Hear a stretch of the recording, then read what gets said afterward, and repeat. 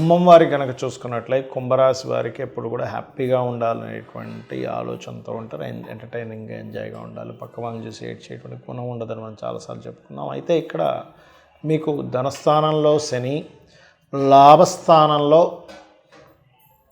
కుజుడి యొక్క సంచారము మరియు గురువు పంచమంలో లగ్నంలో రాహు ఉన్నాడు.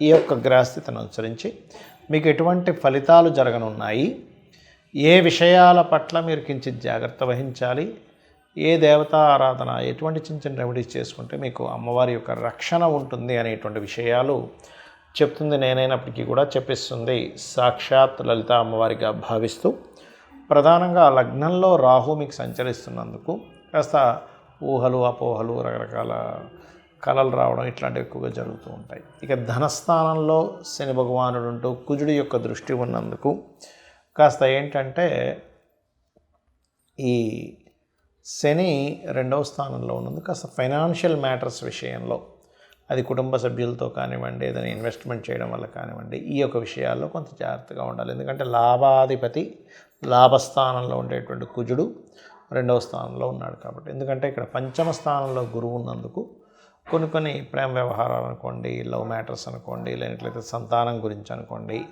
ఈ యొక్క విషయాల పట్ల కాస్త జాగ్రత్త వహించండి. గుర్తుపెట్టుకోండి, లాభంలో ఉండేటువంటి కుజుడి యొక్క ప్రభావం ఎప్పుడైతే రెండవ స్థానంలో ఉంటుందో, ఇది ప్రధానంగా ఇచ్చేటువంటి రిజల్ట్ ఏమిటి అని చెప్పి చూసుకున్నట్లయితే, ఇక్కడ ఈ కుజుడు లాభంలో ఉన్నందుకు ఒక రకంగా చెప్పాలంటే కొంచెం కెరియర్ విషయాల్లోనది కొంత స్ట్రెస్ ఉంటుంది, ఎదుగుదల కూడా ఉంటుంది. కాకపోతే ఎప్పుడైతే లగ్నంలో రాహు ఉంటూ సప్తమ స్థానంలో కేతువు యొక్క ప్రభావం ఉందో, ఇది మీకేంటంటే వివాహ సంబంధించినటువంటి విషయాల పట్ల కాస్త జాగ్రత్త వహించాలి అనేటువంటి విషయం అక్కడ చూపిస్తుంది. ఇక మీరు నిత్యము చేయవలసినటువంటి దేవతారాధన కానీ ఇవన్నీ ఏమిటి అని చెప్పి చూసుకున్నట్లయితే, మీరు నిత్యము దక్షిణామూర్తి యొక్క ఆరాధన చేస్తూ, ఇంకొక విషయం ఏంటంటే ఇక్కడ మీ యొక్క జీవిత భాగస్వామికి వారి ఫ్రెండ్స్తోని, అదేవిధంగా మీ యొక్క జీవిత భాగస్వామి ఏదైనా బ్యాంక్ ట్రాన్సాక్షన్స్ చేసేటువంటి విషయాల్లో, పెద్ద మొత్తంలో ఎవరికైనా మనీ ఇవ్వడం, తీసుకోవడం, బ్యాంకింగ్ ట్రాన్సాక్షన్స్ చేసేటువంటి విషయంలో కుంభరాశి వారి యొక్క సప్తమ స్థానం అంటే జీవిత భాగస్వామి యొక్క విషయాల పట్ల కాస్త జాగ్రత్త వహించాలి. అలాగే ఇక్కడ మీకు ఫైనాన్షియల్గా మరింత బాగుండాలి అంటే ఓం నవవిద్రుమ బింబశ్రీ న్యక్కారే రతనచ్చదాయే నమః, ఓం ధర్మాధ్యక్ష ధనాధ్యక్ష ధన ధాన్య వివర్ధనీయే నమః అనే మంత్రం చేస్తూ ఉండండి. అన్ని విధాలా మీకు బాగుంటుంది. మరియు గోవులకి కాస్త క్యారెట్స్, బెల్లము, అరటికాయలు లాంటివి తినిపించండి. నవగ్రహాల్లో కుజ శని రాహు గ్రహాల దగ్గర దీపారాధన చేయండి. ప్రపంచవ్యాప్తంగా ఈ యొక్క గురువు మిథునంలో వక్రించి ఉండడం వల్ల, గురు రాశుల్లో శని కుజులు ఉండడం వల్ల, శని యొక్క రాశిలో రాహు ఉండడం వల్ల ఎటువంటి ఫలితాలు మనం చూస్తాం ప్రపంచవ్యాప్తంగా. అంటే ఇది దేశగోచారానికి సంబంధించినవి, అంతేగాని మనం ఇది ఇండివిజువల్కి సంబంధించింది కాదు. ఇక్కడ ఏంటంటే ఒకటి హెచ్ఐవి అంటూ ఉంటారు, కొంచెం హెచ్ఐవి కేసెస్ పెరుగుతాయి.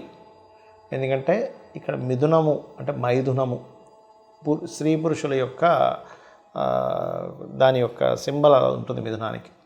దాని మీద ఎప్పుడైతే గురువు వచ్చి వక్రించున్నాడో, అంటే కొంత వక్ర సంబంధంగా ఉండేటువంటి కొన్ని విషయాలు జరగడం వల్ల, అంటే చూడండి ఒక్కోసారి కొంతమంది వాళ్ళ కోరికలు తీర్చుకోవడానికి తగిన సేఫ్టీ తీసుకోకుండా చేస్తారు, దానివల్ల వచ్చే ఇబ్బందులు వస్తాయి. Point number 1.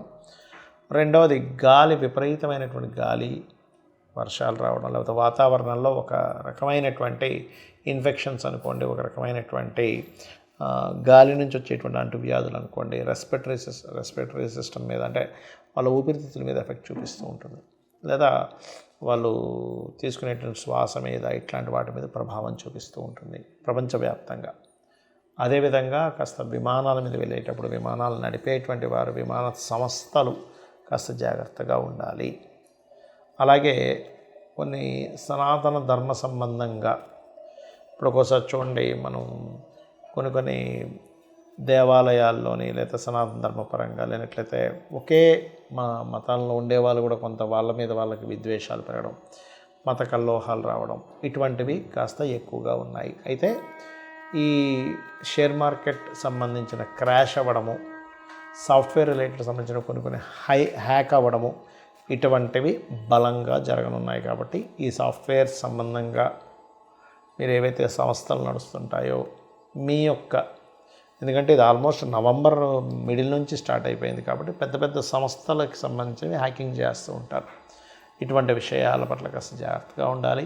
మరియు ఇక్కడ ఎవరైనా సరదాగా ఏదైనా మాట అన్నా కూడా అది సీరియస్గా మిస్కమ్యూనికేషన్ అవుతూ ఉంటుంది. ఎందుకంటే కమ్యూనికేషన్ హౌస్ అనేది మనం 3వ స్థానంలో చూస్తాం.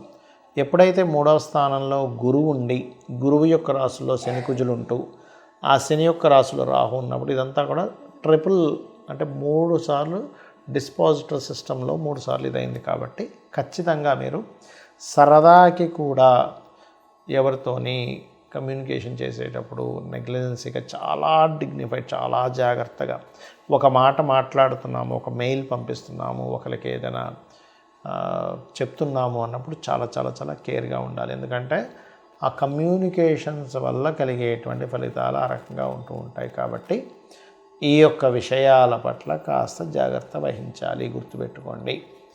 ఇక మీరు మరి ఇటువంటి ఫలితాలు జరుగుతున్నాయి కదా, బయటికి వెళ్ళాలంటే భయం వేస్తుంది, ఏమిటిది అని అనుకుంటే మీ యొక్క ఇష్టదైవాన్ని మనస్ఫూర్తిగా మీరు మనసులో తలుచుకొని ఇంటి నుంచి బయలుదేరండి. Point number 1. మీకు దగ్గరలో ఆలయాల్లో ఏవైనా చండీ పారాయణము, హోమాలు జరుగుతున్నప్పుడు అటెండ్ అవ్వండి. దీని ద్వారా చాలా మటుకు దోషాలు పోతాయి.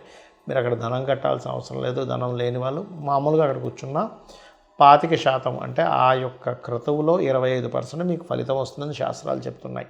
అక్కడ వెళ్ళి కూర్చుంటే చాలు. ధనం లేని వాళ్ళు అయ్యో డబ్బులు కట్టలేను కదా అని భయపడాల్సిన పని లేదు. అలా కాదండి, మా ఇంటి దగ్గర ఎక్కడ జరగట్లేదంటే కనీసం చండీ వినండి, లేదా ఓం దుమ్ దుర్గాయ నమః అనే నామస్మరణ చేస్తూ ఉండండి. గోశాలలకు వెళ్ళి కాస్త గోవులకి క్యారెట్సు, బెల్లము, గ్రాసము, అరటికాయలు ఈ 4 తినిపించండి. ఏదైనా ఇప్పుడు చూడండి, మనకి ఆలయంలో నవగ్రహాలు ఉంటాయి. వాటి దగ్గరికి వెళ్ళి గురుగ్రహము నెయ్యి దీపం పెట్టండి. శని గ్రహం దగ్గర నువ్వుల నూనెతో దీపం వెలిగించండి. కుజగ్రహం దగ్గర ఎర్ర ఒత్తి వేసినటువంటి దీపాన్ని వెలిగించండి. మరియు రాహుగ్రహం దగ్గర నార్మల్గా మీరు నిమ్మకాయ దీపం పెట్టండి. దీనివల్ల ఏమవుతుందంటే మీకు జన్మజాతకంలో ఏదైతే గ్రహస్థితి, ఇక్కడ ఒక ముఖ్యమైన విషయం ఏంటంటే, మీకు నేను ఇప్పటివరకు ఏవైతే మీ యొక్క రాశిని బట్టి, మీ లగ్నాన్ని బట్టి ఏదైతే జాగ్రత్తలు చెప్పానో, ఆ పర్టికులర్ హౌజెస్ కనుక బాగుంటే ఈ గోచార ఫలితం పెద్ద ఎఫెక్ట్ ఇవ్వదు, గుర్తుపెట్టుకోండి. అలా కాకుండా పర్టికులర్ హౌస్ పాడైంది, ఇప్పుడు మరలా గోచారం అక్కడికి వచ్చింది, ఇబ్బంది. అంటే ఎలా అంటే, కొంతమందికి చూడండి చలంటే పడదు, వాళ్ళు నార్మల్గా ఉన్నప్పుడు బాగానే ఉంటుంది, కానీ చలికాలం వస్తే వాళ్ళకి ఇబ్బంది వస్తుంది. ఎందుకు? వీళ్ళల్లో ఉండేటువంటి బాడీలో ఆ చలిని తట్టుకునేటువంటిది ఏదో ప్రాబ్లం ఉంది.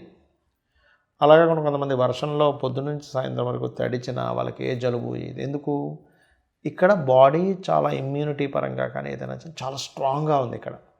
అంటే ఇక్కడ మనం అర్థం చేసుకోవాల్సిన, మన జన్మజాతకంలో ఆ భావం కనుక స్ట్రాంగ్గా ఉంటే గోచారంలో ఎటువంటి కాంబినేషన్స్ వచ్చినా ఏమీ కాదు.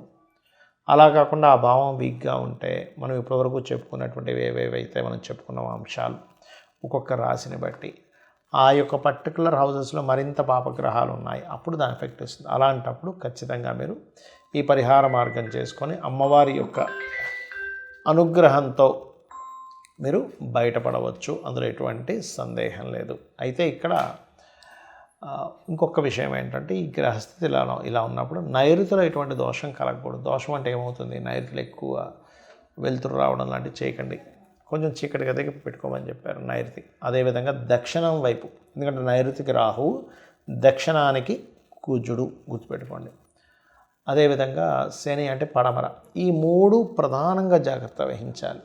అంటే నైరుతి ఎక్కువ ఓపెన్ అవ్వకూడదు, పడమర ఎక్కువ ఓపెన్ అవ్వకూడదు, దక్షిణం ఎక్కువ ఓపెన్ అవ్వకూడదు. ఎప్పుడైనా సరే మనకి జాతక చక్రంలో ఉండేటువంటి దశలు, గోచారంలో ఉండేటువంటి గ్రహాలు, ఇవి కనెక్ట్ అవుతున్నప్పుడు మనం గనక ఇంట్లో ఇటువంటి తప్పిదాలు కనుక చేస్తున్నట్లయితే, అంటే దక్షిణము, నైరుతి, పడమర ఈ యొక్క దోషాలు కలుగుతున్నప్పుడు, అందులో ప్రధానంగా రాహువు, కుజుడు, శని ఈ ఫలితాలు ఇస్తున్నాడు. కాబట్టి మరింత జాగ్రత్తగా ఉండండి. పొరపాటును కూడా ఈశాన్యం, ఎక్కడైతే మీకు ఇంట్లో ఈశాన్యం ఉంటుందో అక్కడ క్లోజ్ చేయకండి. ఈశాన్యం ఎప్పుడు ఓపెన్గా ఉండాలి. ఎందుకంటే గురువు ఇచ్చే ఫలితాల్లో గురువు ఈశాన్యానికి కారకుడు. ఈ జాగ్రత్తలు తీసుకోండి, ఖచ్చితంగా మీకు బాగుంటుంది. శ్రీమాత్రే నమః.